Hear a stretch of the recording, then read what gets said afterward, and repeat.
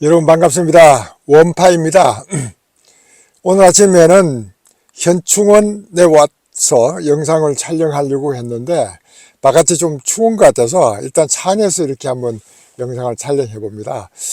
이렇게 차 안에서 촬영하는 것이 크게 문제가 없다면은 앞으로 언제 어디서든 쉽게 영상을 촬영하면은 우리 구독자분들하고 자주 만날 수 있는 기회를 만들면 어떠냐 하는 이런 생각도 해봅니다. 저는 아침에 글로벌 전략연구소, 우리 연구소 출신들이 이제 만들었던 연구소로 이제 출근을 합니다. 그곳에는 영상 촬영할 만한 곳이 없기 때문에 제가 여기에서 이제 촬영을 하는 것들 여러분들 양해를 해주시고, 구독해 주시면 좋겠습니다.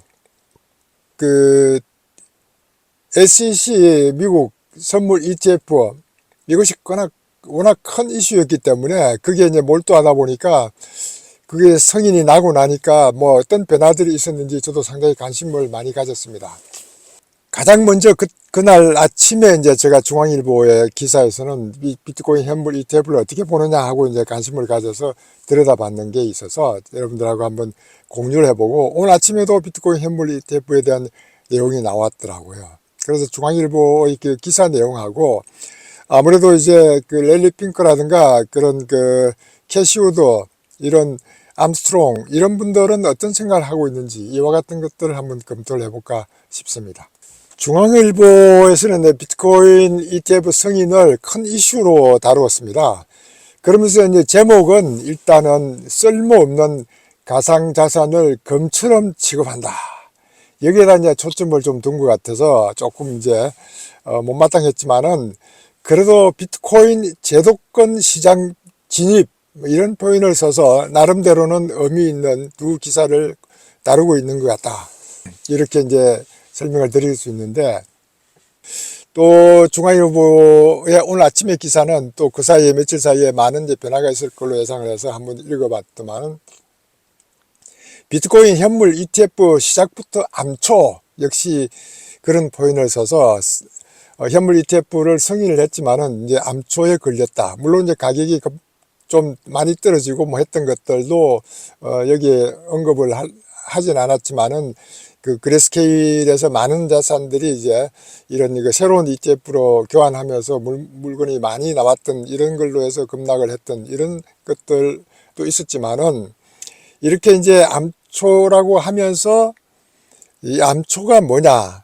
우리 이제 국내 금융위의 어떤 태도였습니다. 그 국내 금융위에서는 국내에서는 거래가 불가하다 뭐 이런 표현을 써서 뭐 했던 것은 이미 이제 알려지가 있는데, 이와 같은 것 때문에 이제 이 암초에 걸린 것도 있지만은, 그래도 자산 운용사 뱅가드 쪽에서는 이런 비트코인 현물 ETF, 또 선물도 마찬가지로 이런 비트코인에 대해서는 매우 투기적이다 하면서 이제 참가를 하지 않겠다고 했던 것들을 인용하면서, 많은 월가의 운용사들은 이런 비트코인 현물 ETF에 대해서 부정적으로 보고 있다는 그런 시각들을 이제 기술함으로써 우리 보통 암호화폐에 직접 관련이 없는 분들은 아직도 암호화폐는 부정적이구나 하는 이런 뉘앙스를 언급을 했고, 그래도 다행인 것은 가난한 아빠, 뭐 부자 아빠, 이걸 썼던 로버트 기요사키의 내용이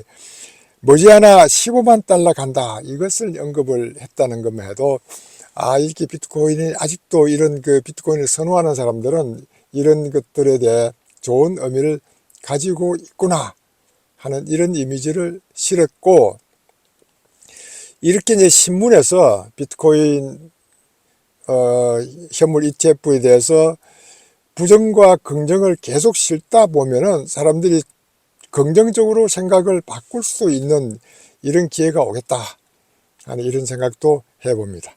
거기에 맞춰서 이제 그랬는지 우리 국민의힘 유승걸 의원이 현물 ETF에 대해서 언급을 했던 것이 상당히 또 재미있는 뉴스일 것 같아서 한번 여러분들하고 공유를 안 해보면, 국내에서는 아직도 이제 비투, 영끌 이런 현상들이 이제 재발할 우려가 있다, 이 걱정을 하고 있는 이런 것들을 언급을 했고, 그리고 이제 7월에 시행되는 가상자산 이용법에 이용자 보호법이 이제 추가해서 가상자산 발행과 유통, 산업 육성을 다룬 제2단계 가상자산법이 필요하다.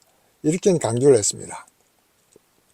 제2단계 가상자산법이 필요하다고 강조했던 것은 저는 상당히 긍정적으로 이제 보고 싶은 게, 이렇게 보호를 위한 것만 조치를 하는 것보다도 가상자산의 그 발행과 유통, 산업 육성 이런 것들을 규제를 하다 보면은 뭐 나름대로 제도권에서 수용할 수 있는 걸 수용하고 규제는 할 것 아니냐, 이런 생각도 하게 됐고, 국내 이제 금융당국도 ETF 승인 나오자마자 바로 이제 조치를 취했던 것이 현물 ETF 거래는 불법이라고 하면서도, 이렇게 불법이라는 게 기존 정부 입장 및 자본시장법에 위배될 소지가 있기 때문에 일단은 불법이다.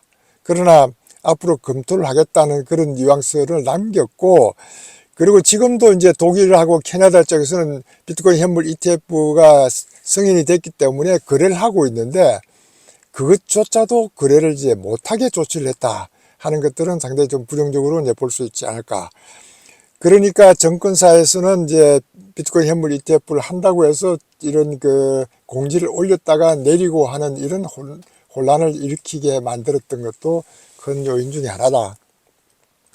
저희들 이제 파이코인 하는 입장에서는 이렇게 비트코인 현물 ETF 돼서 비트코인이 급등락하고 하는 이런 것들이 크게 어떤 영향을 주는 것보다는, 나름대로 비트코인 현물 ETF가 역사적으로 미국 SEC 승인을 받았기 때문에 모든 것이 이제 제도권 안으로 도입됐다. 가격보다는 그런 제도적인 그런 것들이 이제 앞으로 만들어질 것 아니냐.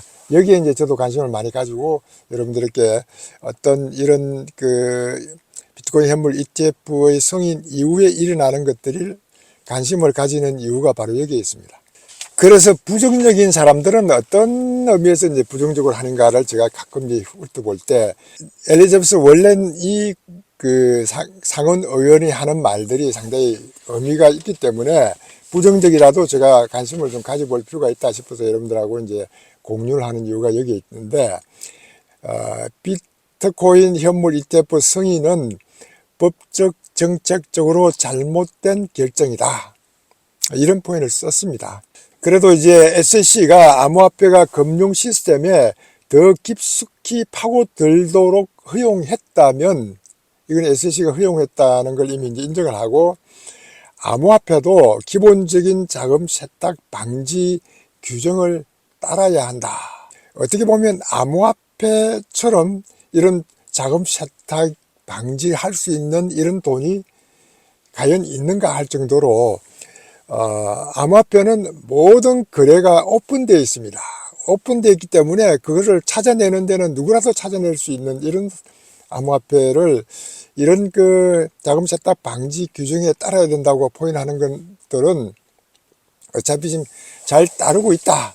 지금 우리 파이코인 관련되는 것도 이제 KYC를 하고 등등 하는 것도 이와 같은 이제 기본적인 자금 세탁 방지에 적극적으로 지원할 수 있도록 만들었다는 것도 참고로 말씀드립니다. 그리고 이제 블룸버그 애널리스트가 그 주로 엘릭 발추나스, 이분이 이제 ETF 승인되기 전까지 많은 트윗을 날려가지고 여기에 정보를 많이 줬던 분인데, 이분도 이제 했던 이야기가, 반암호화폐 성향인 미 워렌 의원 주장은 무시해도 좋다. 이런 포인트를 썼습니다. 어차피 이분은 이제 반암호화폐 성향이 있기 때문에 이런 사람들의 발언은 무시해도 좋다. 이런 포인트를 썼고, 그러면서 이제 위의 포스팅은 그의 생각을 별로 중요하지 않다. 그러니까 이제 엘리자베스 월렌의 생각은 중요하지 않고, 기차는 출발했고 전쟁은 이미 끝났다. 이런 포인트를 썼습니다.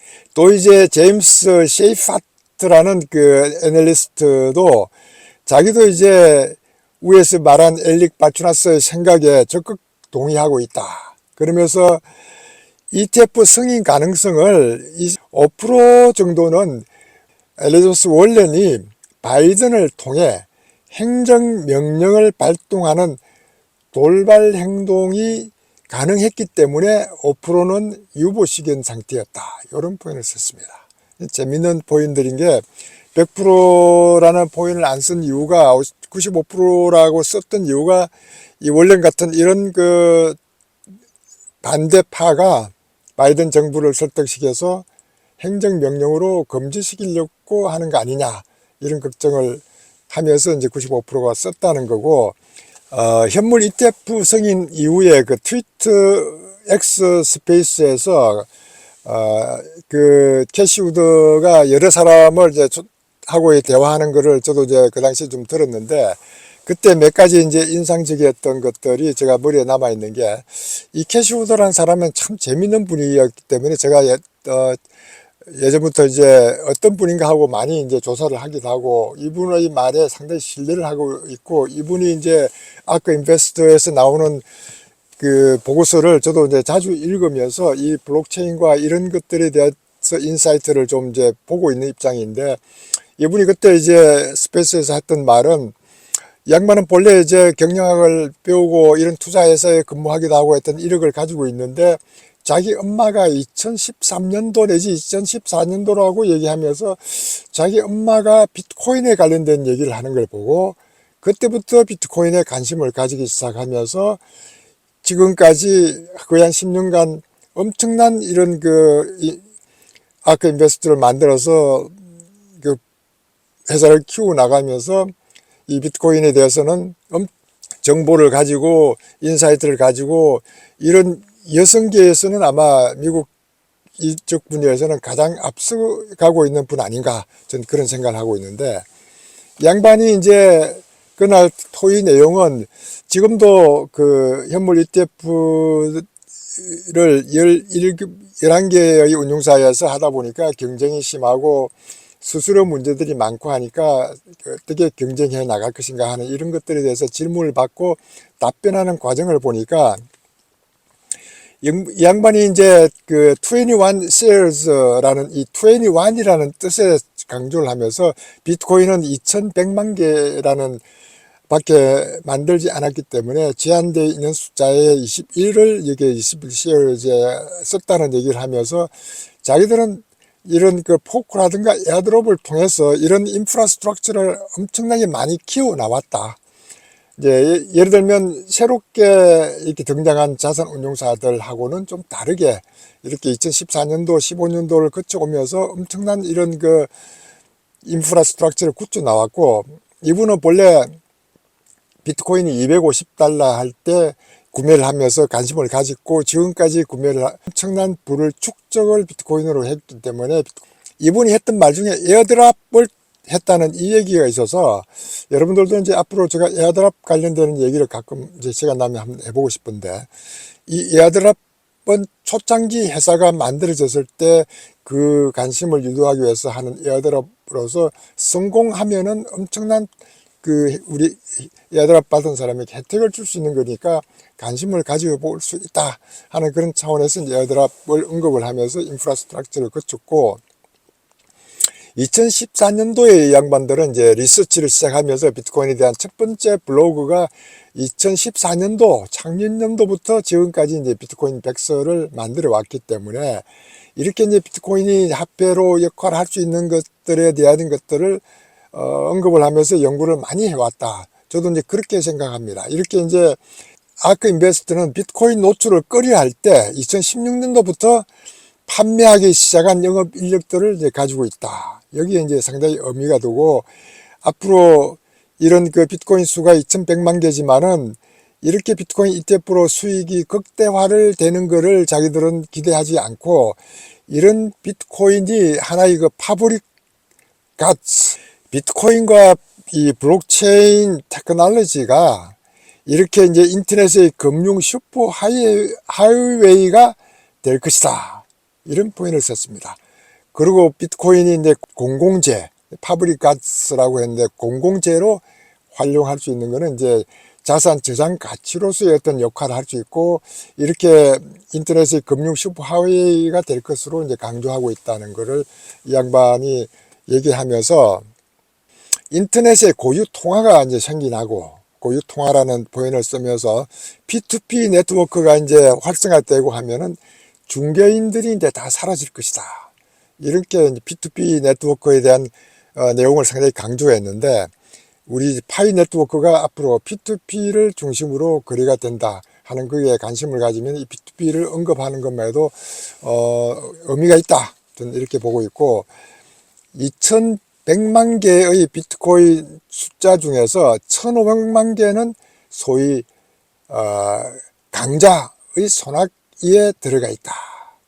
이렇게 해서 비결제에 활용되는 것이 75%나 된다는 것을 언급을 하면서, 그러면서 점점 이제 희소성은 올라갈 것이다, 그렇게 하는 것에 대해서 어떤 언급을 했나고 하면은, 1971년도에 이제 금 창구가 폐쇄돼, 그러면서 이제 50년 기다린 것이 이제 비트코인이었다. 새로운 금 대신에 새로운 자산이 나온 게 50년이 기다렸다. 새로운 자산 클래스가 생겼다. 이러면서 여기에 이 얘기를 했던 사람은 캐시 우드의 지도 교수로 있었던 아트 레프라는 경제학자인데 꽤 유명한 분인데, 이분의 자문을 많이 받는다고 그럽니다. 이분이 이제 새로운 자산 클래스라고 그러면서 비트코인을 이제 꽤 많이 언급을 했던 분 중에 하나고, 그러다 보니까 이제 60만 불에서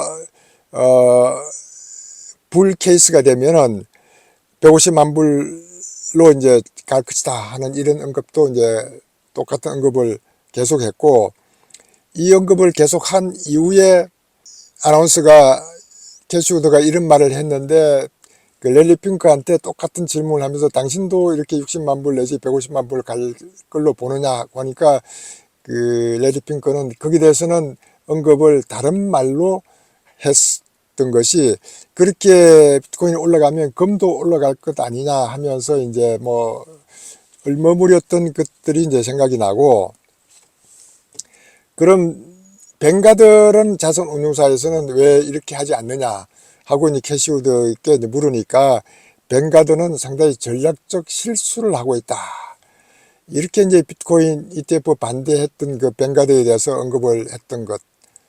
그리고 이제 블랙록 랠리 핑크도 이제 인터뷰에 상당히 많이 왔고, 저도 이분의 인터뷰를 몇 건을 계속 읽어봤고, 이분이 어떤 생각하고 있는지를 읽어봤는데, 이분은 뭐 별로 그렇게 깊이 있게 블록체인이라든지 이런 것들에 대해서 아는 바가 없고, 단순히 이렇게 자산 운용사로서 비트코인에 대해서 어떤 생각을 하고 있는지에 대한 본인의 생각을 얘기하는 거에 초점을 맞췄는데, 자기도 한 3년 전에는 비트코인의 가치가 전혀 없는 걸로 이제 언급을 했고, 솔직한 얘기를 한 것 같아요. 그리고 한 2년 전부터 이제 비트코인의 가치를 인정하기 시작하면서, 그때부터 비트코인은 디지털 금이라는 이런 표현을 썼고, 뭐 모든 자산의 토큰화라는 얘기도 나오기도 하고, 계속 뭐 이와 같은 얘기가 이제 변화된 걸 제가 알고 있었는데, 비트코인에 대한 어떤 분위기를 얘기할 때도 상당히 나름대로는 비트코인은 국제적인 그런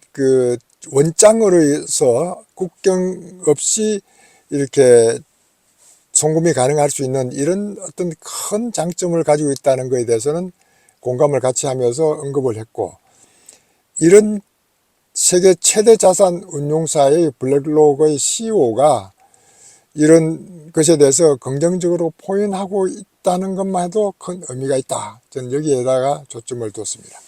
일론 머스크가 캐시우드가 트위터 X에서 토론할 때 참석을 해서 나름대로 얘기하는 것을 저도 옆에서 잠깐 들었는데, 일론 머스크는 이제 이런 비트코인 ETF를 통해서 가격 급등하고 하는 거에는 크게 관심을 가지지 않는 것 같았습니다. 그래서 X의 암호화폐 페이먼트를 비트코인을 할 것이냐, 이렇게 이제 문의를 하니까 개방적이긴 하지만 아직은 고려하고 있지 않다, 이런 포인을 썼습니다. 가격이 얼마나 올라갈 것이냐 하는 것에 대해서도 가격 예측에 대해서는 다소 이제 부정적인 그런 입장을 포인했기 때문에, ETF 승인을 하는 잔치하는 곳에 마치 물을 끼얹었던 같은 그런 발언을 한 거 아니냐 하고 또 이렇게 보인하는 분도 있는데, 나름대로 일론 머스크는 이 비트코인의 어떤 가격 급등, ETF 이런 것보다는 이런 암호화폐 세상이 왔으면 좋겠다 하고 본인은 거기에 이제 기여를 하겠다 하고 그것을 이제 X를 통해서 어떤 그 암호화폐 페이먼트를 통해서 많은 대중들에게 혜택을 주는 것이 자기는 더 중요하다. 이런 관점에서 얘기한 걸로 저도 알아들었습니다.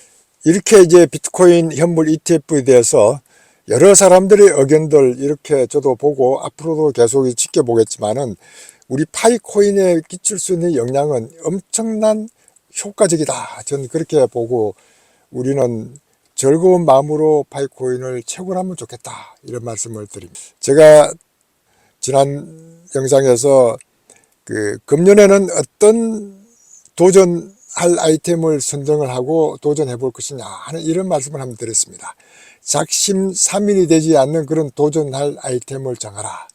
저는 금년에는 구독자가 10,000명이 되도록 영상을 좀 자주 올리고 여러분들하고 적극적으로 좋은 영상을 올리겠다 하는 것들을 도전했다고 말씀드리고 나니까 나름대로 이제 구독자가 좀 많이 늘어가고 있는 것 같아서 저도 상당히 고무적이다 이렇게 보고 있습니다. 여러분들도 이제 작심삼일 되지 않는 그런 도전을 아이템을 정했는지는 모르겠습니다만은 항상 이제 새해 들어서서 정하고 나면은 그게 또 잘 지켜지지 않으면은 야, 우리 이제 새 설날부터 지키자. 음력 설날부터 이제 지켜나가자. 뭐 그렇게 또 마음을 바꿀 수도 있는데 어쨌든 설날부터 지키더라도 그때그때 도전하는 아이템을 정하면서 삶을 유지하면은 좋겠다는 그런 말씀을 한번 드려봅니다. 제가 올해 이제 나이가 그래도 나름대로는 70대 중반을 이제 지나가면서 지금까지 어떤 일이든 도전하고 한번 정한 일은 열정적으로 하면서 지금까지 살아왔기 때문에 나름대로 이제 이렇게 파이코인도 하고 여러분들하고 소통하는 이런 영상 유튜브도 하게 되는 것도 그와 같은 마음가짐으로 삶을 유지한 것 때문에 그렇다. 이런 말씀을 오늘 드리면서 오늘 영상 마음에 드셨다면 좋아요, 구독도 부탁드립니다. 여러분들 감사합니다. 감사합니다.